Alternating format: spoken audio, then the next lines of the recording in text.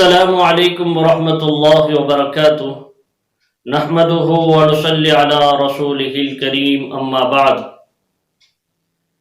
حضرات سامعین کرام، آج آپ حضرات کی خدمت میں ایک اہم سوال کا جواب لے کر حاضر ہوا ہوں۔ یہ سوال کرنے والے جناب سمدانی صاحب جو کہ کریم نگر ویملا واڑہ کے رہنے والے ہیں، انہوں نے پوچھا کہ ماہ محرم میں یا ماہ سفر میں یا ذی قعدہ میں کوئی بھی مہینہ ہو، ان مہینوں میں گھروں کو چونا یا کلر کرنا، اسی طرح خوشی کی کوئی تقریب منعقد کرنا، شادی بیاہ وغیرہ کر سکتے ہیں کہ یا نہیں، شریعت کی روح سے جائز ہے کہ نہیں، یہ معلوم کرنا چاہتے ہیں۔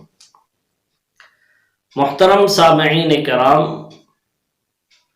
اس کا جواب سمجھنے سے پہلے ہم یہ بات سمجھیں کہ یہ سوال آخر کیوں ہوا۔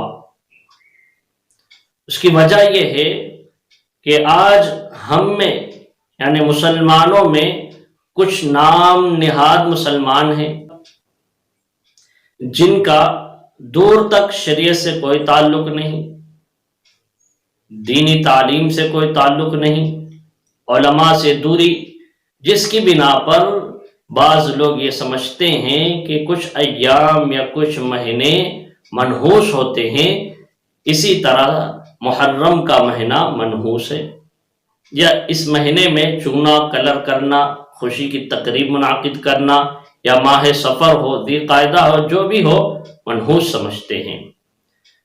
محترم ناظرین کرام، اس کا جواب سماعت کر لے۔ تمام مہینوں کا خالق اللہ ہے، تمام دن رات کا خالق اللہ ہے۔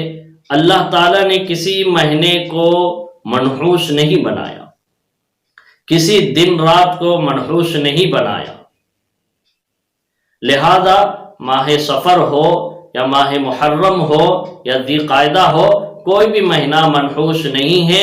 ان تمام مہینوں میں خوشی کی تقاریب منعقد کی جا سکتی ہے، شادی بیاہ کر سکتے ہیں، اسی طرح چونا ڈالنا یا کلر کرنا سب کچھ کر سکتے ہیں، شریعت کی روح سے بالکل جائز ہے۔